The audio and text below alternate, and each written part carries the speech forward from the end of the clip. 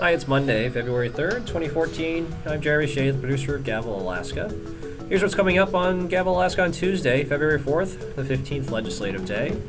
We got another very, very busy day. Lots of big issues in different committees on Tuesday, including arming village public safety officers, creating a $2 billion endowment for public infrastructure, changing the Attorney General into an elected official rather than an appointed one, lifting the constitutional ban on spending public money on private and religious schools, Arctic policies, more natural gas pipeline stuff, Alaska-class ferries, giving municipalities the option to ban cell phone use while driving in school zones, just lots of stuff. So I'm going to get into it.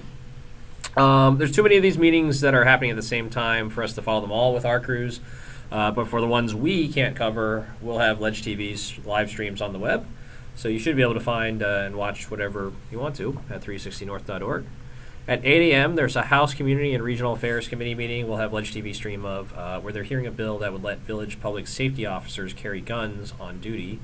HB 199 is the number on that bill. This is Representative Bryce Edgman's bill. He's a Democrat from Dillingham. Lots of bipartisan support for this bill, though there have been a few concerns about giving VPSOs firearms, needing to give VPSOs more firearms training and the associated costs. Also at 8 a.m. in the House State Affairs Committee, they're hearing two bills that piqued my interest. They've got HB 255, dealing with unmanned aircraft, also known as drones. It's a product of the Unmanned Aircraft Systems Task Force that's been meeting on and off all summer. The main thing it does is lay down rules for when law enforcement can and can't use drones. They've also got HJR 18. It's a joint resolution by Representative Bill Stoltz. He's a Republican from Chugiak. If it passed, voters would be asked to amend the Constitution to make the Attorney General an elected position instead of a gubernatorial appointee. And incidentally, reading it, it would also replace a gender-specific he in the state constitution to a gender-neutral the head of a principal department. So that's also in House State Affairs Committee, and we'll have Ledge TV stream of that. The first meeting our crews will be covering is at 8:30 a.m. It's House Finance. The committee has a trio of related legislation, HJR 10, HB 122, and HB 123, all by Wrangell Republican Representative Peggy Wilson. This is something she's been trying to get done for several years now. So there's a constitutional amendment in there to create a dedicated fund for transportation infrastructure. Dedicated funds are generally forbidden, basically because locking down certain pots of money would constrain a future legislature and a future governor from doing what they want to do.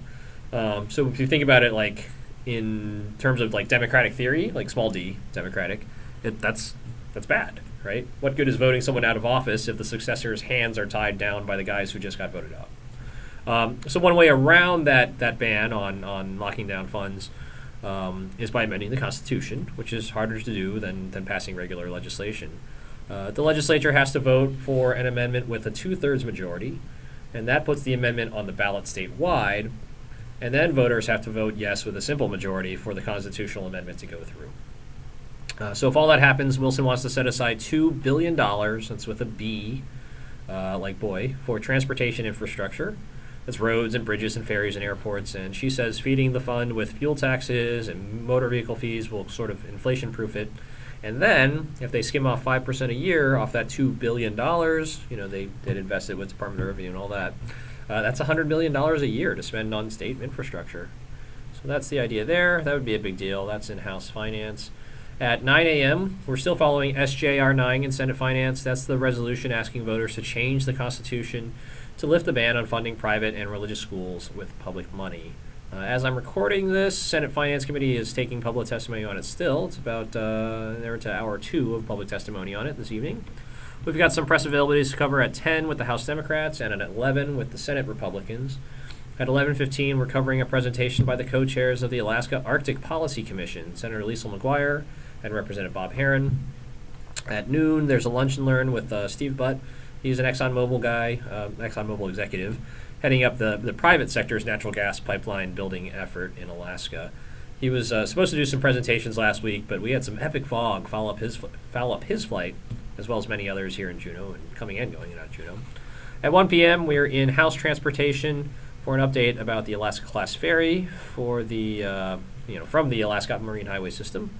We'll be back in House Finance for budget talks at 1:30 p.m. At 3:30 p.m., we'll be in Senate Finance Subcommittee on public safety, looking at the Village Public Safety Officer Program. And then also at 3:30, Senator Kevin Meyer, an Anchorage Republican, has a new cell phone driving bill, SB 123. This is in Senate Community and Regional Affairs. So right now, state law says municipal driving laws basically need to match state driving laws, unless there's some kind of special circumstance. So this bill says municipalities can ban cell phone use while driving in school zones without needing to show some kind of special circumstance. So it's specific to driving, cell phones, and school zones if municipalities decide to do it. So, yeah, that's what that is. And if you've been paying attention, you know that texting while driving is already illegal in Alaska, so don't do it. That's it for Tuesday. There's many other meetings I didn't mention. I think I counted 25 total in the Capitol on Tuesday.